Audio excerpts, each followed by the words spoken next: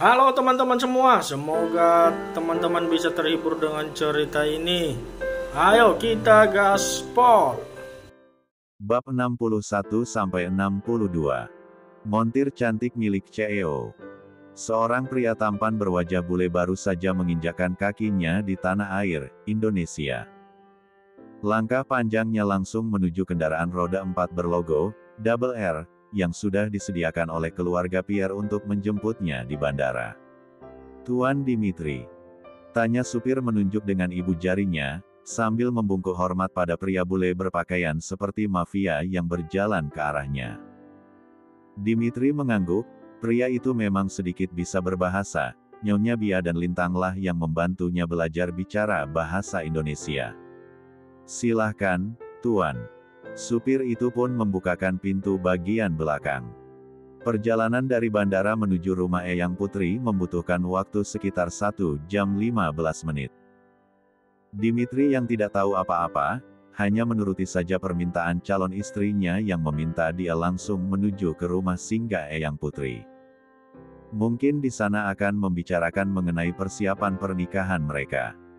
Gedung sudah dipesan, hari ini rencananya Dimitri dan Lintang akan melakukan fitting baju pengantin tahap akhir.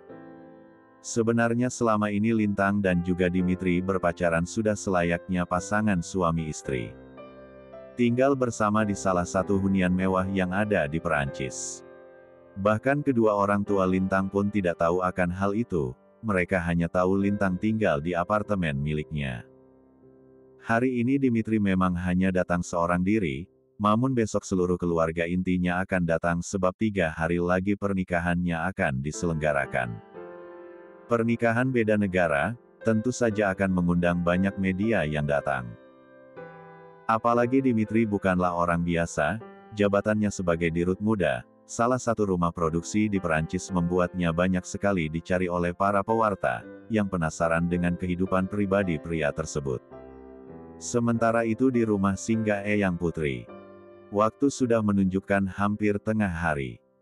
Beberapa keluarga sudah datang dan saling bersenda gurau, di ruang keluarga bersama dengan sepupu mereka, yaitu tentu saja si cantik Eyang Putri.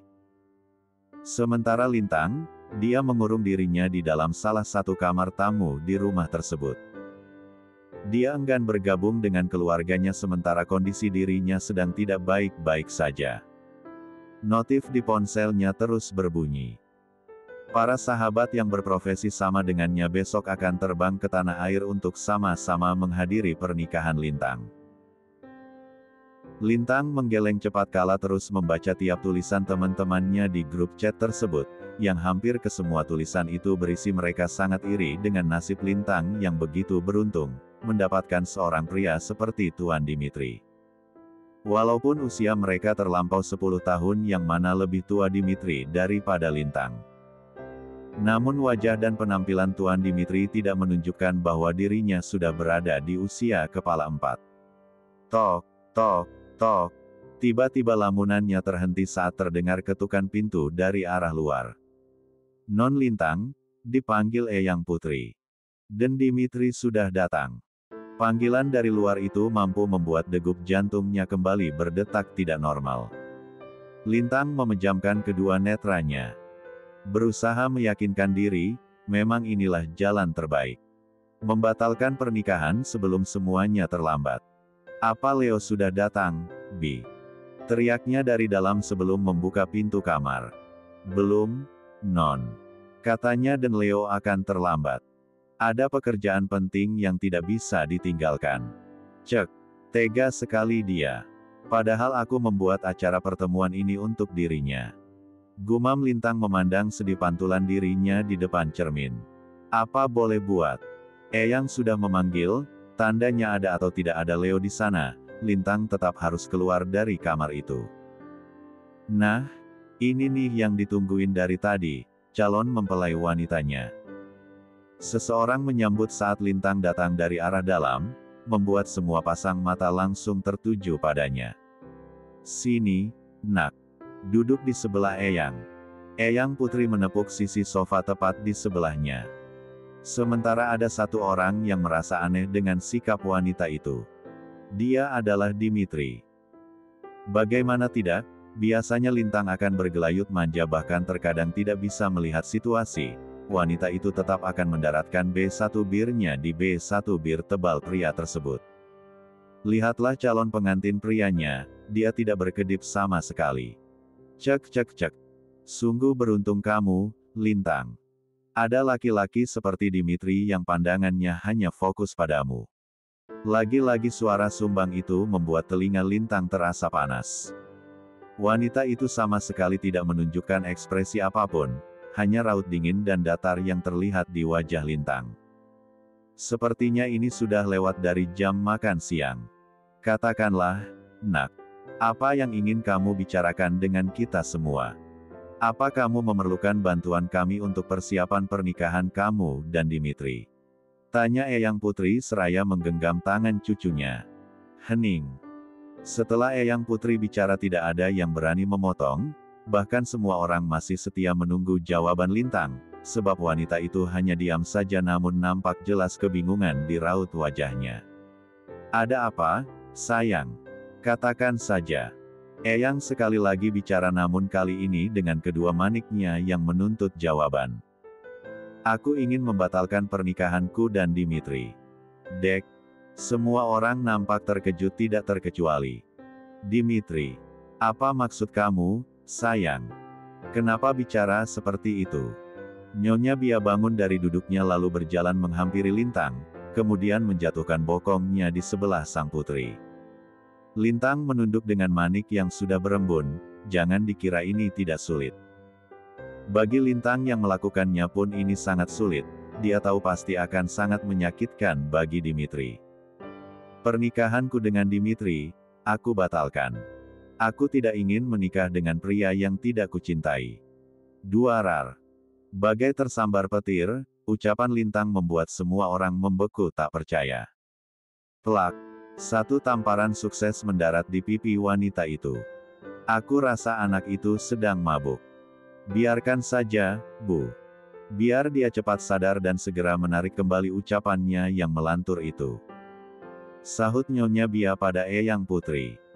Kamu jangan macam-macam, Lintang. Jangan membuat malu nama keluarga. Tuan Thomas ikut ambil suara, sama seperti sang istri, dia pun tidak terima dengan pembatalan yang putrinya katakan beberapa detik yang lalu itu. Benar, Dat. Aku tidak mencintai Dimitri. Aku mencintai pria lain. Pekik Lintang dengan derayan air mata yang sudah membasahi kedua pipinya. Sementara Dimitri hanya diam, bukannya dia terima dengan yang dikatakan Lintang, tapi situasinya masih panas, Dimitri masih mencoba mengontrol emosinya. Bulls, T. Tidak mungkin kamu tidak mencintai Dimitri sementara kalian sudah pacaran selama 3 tahun. Kenapa tidak kau batalkan saja sebelum rencana pernikahan ini diadakan? Hah. Nyonya Bia semakin menjadi. Dari sisi manapun putrinya itu tetap salah dan Nyonya Bia bukan tipe orang tua yang akan membela anaknya walaupun sang anak tersebut salah. Hiks. Hiks. Lintang menangis terseduh. Nyonya. Tuan. Panggilan dari dalam, suara itu berasal dari Bi Asih, yang tak lain adalah asisten rumah tangga di rumah singgah Eyang Putri II. Ada apa, Bi? Tanya Nyonya Inara bangun dari duduknya. Itu Nyonya, tadi Bibi lihat di berita di TV. Katanya gedung yang disewa untuk tempat pernikahan Non Lintang sudah dibatalkan. Dan para wartawan saat ini sedang berada di kediaman Tuan Peter, mereka menunggu konfirmasi soal pembatalan itu, Tuan, Nyonya. Lintang bagai seorang pesakitan, sekali lagi semua mata tertuju padanya. Kamu benar-benar gila, Lintang. Siapa sebenarnya yang sudah membuatmu jadi seperti ini? Hah. Nyonya Bia kembali histeris, sampai-sampai dia bicara sambil menggoyangkan tubuh Lintang cukup kencang. Tiba-tiba Lintang mengacungkan jari telunjuknya dan menunjuk ke satu arah. Leo. Suara semua orang serempak menyebut nama seseorang yang berdiri di ambang pintu. Apa maksudnya? Katakan. Jangan terus diam, kau sudah membuat kami semua malu dibicara, Leo. Aku mencintainya. Dek. Dimitri menyunggingkan senyumnya, Saat tidak ada yang bicara lagi saking mereka terkejutnya dengan ucapan terakhir Lintang. Oke, baiklah. Sekarang giliranku yang bicara. Dimitri merubah posisi duduknya jadi lebih tegak dan nampak sangat serius. Aku tidak akan melarangmu untuk membatalkan pernikahan ini. Ucapnya mengalihkan pandangan pada Lintang. Aku juga tidak akan menuntut apapun dari kalian. Kini beralih netranya tertuju pada Tuan Thomas yang duduk di sebelah kanannya. Tapi aku hanya ingin memberitahu bahwa kalian harus membawa putri kalian ini ke Dr. Obgyn. Periksalah. Aku yakin di R4 himnya saat ini ada benihku yang sudah mulai tumbuh. Ucap Dimitri dengan santai seraya tersenyum smirk pada Lintang. Belum selesai keterkejutan mereka, kini ada lagi yang membuat semuanya semakin shock. Apa? Kamu H4 mil? Hah? Kamu hamil Lintang? Nyonya Bia tidak bisa lagi mengendalikan emosinya, matanya membulat, deru nafasnya semakin membutru. Tidak, aku tidak hamil. Dimitri, kau jangan bicara sembarangan. Dimitri kembali tersenyum sambil melipat tangan di atas dada. Apa kamu yakin, sayang? Kamu tidak lupakan, 2 bulan terakhir ini kita selalu berbagi peluh bersama dan itu hampir setiap hari. Apa itu wajar bagi wanita dewasa sepertimu, Ham? Bab 62. Jam makan siang menjadi salah satu alasan padatnya kendaraan, membuat kendaraan roda 4 milik Leo terjebak macet di beberapa ruas jalan. Apalagi jalur yang ditempuh untuk menuju ke rumah Eyang Putri membaur dengan kendaraan lain yang baru saja keluar dari tol. Hingga hampir 1 jam lebih barulah SUV hitam itu mendarat dengan mulus di depan rumah bercat putih khas rumah Belanda. Itulah alasan mengapa Leo datang terlambat dari waktu yang sudah dijanjikan. Setelah meminta Angga menunggu, Leo pun segera melangkah masuk ke dalam rumah Eyang Putri yang sudah ramai dengan isak tangis. Entah apa yang terjadi, tapi yang pasti ini semua ada hubungannya dengan Lintang. Betapa terkejutnya Leo yang baru saja tiba di depan pintu langsung ditodong dengan tatapan tajam, dan yang lebih mengagetkan adalah Lintang menunjuk langsung ke arahnya. Bi, bangun Bi. Astaga, kenapa jadi seperti ini? Akibat kehebohan yang terjadi, juga karena terlalu shock mendengar penuturan calon menantunya, akhirnya Nyonya Bia pun tak sadarkan diri. Putri yang selalu dia banggakan karena prestasinya selama ini, malah menjatuhkannya sampai ke lubang terdalam. Bukan hanya malu terhadap keluarga besar yang hadir di tempat tersebut, tapi Nyonya Bia paling malu pada kakaknya sendiri, yaitu Nyonya Inara. Dulu sekali, dirinya pernah berkata dengan sangat yakin bahwa tidak mungkin Lintang melakukan hal di luar norma. Tapi sekarang lihatlah, anak itu sudah melempar kotoran ke wajah kedua orang tuanya sendiri. Lintang bahkan mengabaikan mimik-mimik wajah menyeramkan dari keluarga Barus, Joyo Hadikusumo dan juga keluarga Pierre, nama keluarga dari Dat Thomas, ayah kandung Lintang. Tuan Thomas lalu mengangkat tubuh sang istri ala bridal, membawanya masuk ke dalam salah satu kamar bersama dengan sanak kerabatnya yang lain. Sementara di ruangan itu masih tersisa Eyang Putri, Lintang, Dimitri dan juga Leo. Beruntung Eyang Putri tidak memiliki riwayat penyakit jantung.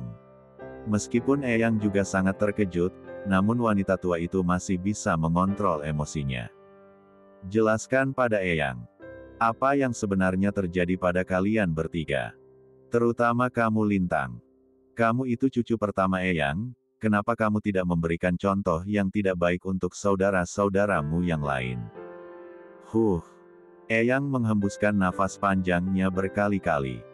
Aku tahu kalian pasti shock dengan apa yang baru saja aku katakan. Tapi aku benar-benar tidak mencintai Dimitri. Kamu jangan bercanda, Lintang. Ini tidak lucu. Eyang Putri sangat tidak suka dengan ucapan cucunya yang dia pikir masih sebuah lelucon. Tidak Eyang, aku tidak bercanda. Aku tidak lagi mencintai Dimitri. Lintang mengalihkan pandangan pada Dimitri. Pria itu duduk di sofa yang berhadapan langsung dengan calon istrinya. Dimitri menatap dingin wajah kekasihnya itu. Sekarang jawab dengan jujur, apa benar kamu hamil? Pertanyaan yang membuat Lintang kembali berusaha keras menelan saliva-nya. Dek. Lintang yang sejak tadi menunduk tak berani menatap wajah siapapun, kini spontan mengangkat kepalanya, netranya beradu pandang dengan sorot tajam sang eyang. Lintang menggeleng cepat. Tidak. Aku tidak hamil, eyang. Pekik Lintang dengan suara setengah berteriak. Kini tatapannya mengarah pada salah satu pria, tentu bukan Dimitri, melainkan Leo. Wanita itu menatap sendu manik Leo yang memancarkan penuh rasa kecewa. Leo memang sengaja memilih diam. Tak ada yang perlu dijelaskan di sini, hubungannya dengan Lintang pun murni hanya sebatas saudara sepupu, tidak lebih. Sementara seorang pria yang lain tersenyum getir, di saat-saat seperti ini fokus Lintang tetap pada Leo. Bukannya Dimitri dan Leo tidak saling mengenal, meskipun jarang berinteraksi jika bertemu, namun keduanya sudah saling mengetahui satu sama lain. Baiklah. Jika memang pernikahan ini dibatalkan. Sepertinya sekarang aku akan kembali lagi ke negaraku. Dimitri membuyarkan lamunan Lintang, mendengar hal itu Lintang langsung mengalihkan pandangannya pada Dimitri. Eyang Putri menggeleng cepat. Tidak, nak. Kamu tidak boleh pergi kemanapun sebelum permasalahan ini selesai. Jika memang Lintang benar hamil, dan Boni yang dikandungnya ternyata sungguh darah dagingmu, maka bertanggung jawablah atas perbuatan kalian. Bagaimana aku akan bertanggung jawab, sementara Lintang sendiri sudah menolakku? Itu tidak adil untukku, eyang. Dia sudah mempermainkan hati dan perasaanku.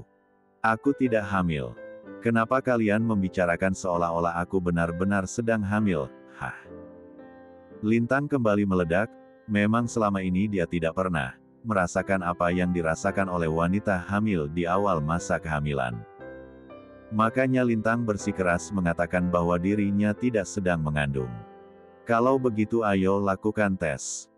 Kalau perlu kita ke rumah sakit sekalian, atau kau mau Dokter Obgin yang datang langsung ke sini? Dek.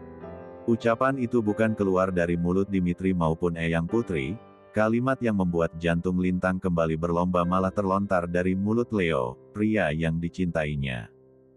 Eyang dan Dimitri pun terkejut, karena sejak tadi Leo seolah pasif dengan keadaan panas yang sedang terjadi. Tapi sekalinya bicara pria itu langsung mengeluarkan kalimat yang terkesan tegas dan menuntut. Belum sempat Lintang menjawab, Leo sudah lebih dulu beranjak dari duduknya, berjalan ke depan pintu keluar. Terlihat dari netra ketiga orang yang masih duduk di sofa ruangan, Leo melambaikan tangannya. Tidak lama dari itu seseorang pun datang menghampiri. Angga, belikan tes pack. Dan carikan Dokter Obgin dari rumah sakit di sekitar sini. Bayar berapapun yang dia mau.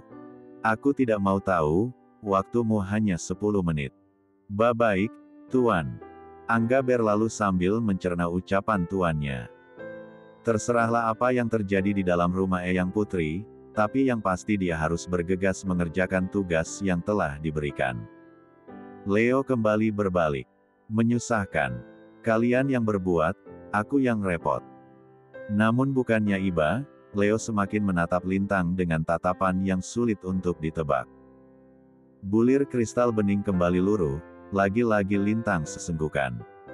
Sementara Leo sudah berjalan masuk ke dalam rumah Eyang untuk melihat bagaimana keadaan Ontibia. Eyang tidak bisa berbuat apa-apa, pun begitu dengan Dimitri. Sekarang mereka hanya bisa menunggu asisten Leo membawakan alat tes kehamilan berikut dengan dokter kandungannya. Sementara itu, Alexandra yang tengah mengerjakan tugas pertamanya sebagai seorang CEO dibuat gelisah. Sudah 4 jam sejak pesan terakhir yang dikirim Leo, kekasihnya itu belum juga memberikan kabar terbaru. Bahkan di jam makan siang pun Leo tidak membalas pesannya. Kenapa? Apa ada sesuatu yang mengganjal pikiranmu? Tanya Datzak yang sejak tadi melihat sang putri terus memandangi layar ponselnya berkali-kali. Hah? Oh, tidak Dat. Tidak apa-apa. Jawab Ale seraya membalikkan posisi ponselnya, yang tadinya layar ponsel berada di atas, kini jadi menghadap ke bawah. Apa Dedi boleh bertanya? Mungkin ini terlalu pribadi. Ale meletakkan penanya di samping berkas kerjanya, lalu beranjak dari kursi yang kini menjadi kebesarannya kemudian berjalan menghampiri sang Dedi. Katakan saja, Dad. Ale menjatuhkan bokongnya di salah satu sofa. Apa kedua orang tua Leo sudah mengetahui hubungan kalian? Apa kedua orang tua Leo juga tahu bahwa kamu dan Vanya saudara tiri? Bukan tanpa alasan Tuan Zack bertanya demikian, sebelum hubungan Ale dan Leo terlalu jauh, baiknya tak ada sesuatu hal yang disembunyikan. Apalagi ini menyangkut dua keluarga. Dad, sebelum aku menjawab pertanyaan Dad ini, aku ingin Dad tahu, bahwa aku tidak pernah menganggap Nyonya Sophie sebagai ibu tiriku, dan otomatis aku juga tidak pernah menganggap Vanya sebagai adik tiriku. Dad Zack terpaku, bukan karena terkejut, tapi tidak menyangka Ale akan berterus terang seperti ini. Dad, bagiku, mereka berdua hanya terikat denganmu, tapi tidak denganku. Baik Nyonya Sophie maupun Vanya, aku tidak pernah menganggap mereka ada seperti mereka yang tidak pernah menganggapku ada. Dan untuk pertanyaan Dad tadi, Tuan Peter sudah memberikan restunya padaku dan Leo, tapi... Ale menggantung kalimatnya. Sudah Dad duga. Pasti Nyonya Inara tidak setuju dengan hubungan kalian. Dad Zack yang menyambung kalimat putrinya. Apa kamu akan tetap melanjutkan hubungan ini? Ya, untuk saat ini aku akan mencobanya dulu. Nyonya Inara hanya belum mengenalku, mungkin saat beliau tahu siapa aku, pikirannya akan berubah. Tapi jika memang Nyonya Inara masih juga belum merestui hubungan kami, maka aku yang akan mundur. Aku tidak ingin Leo menjadi anak yang durhaka karena bagaimanapun juga surga Leo tetap ada pada ibunya. Dad Zack tersenyum, bangga sekaligus haru. Bagaimana putrinya bisa tumbuh menjadi wanita dewasa seperti sekarang, padahal tak sekalipun dirinya mendampingi sang putri itu tumbuh. Ada sesal yang kembali menyelimuti hati Tuan Zack, menyesal karena telah menelantarkan putrinya yang terlahir dari rahim wanita yang paling dia cintai.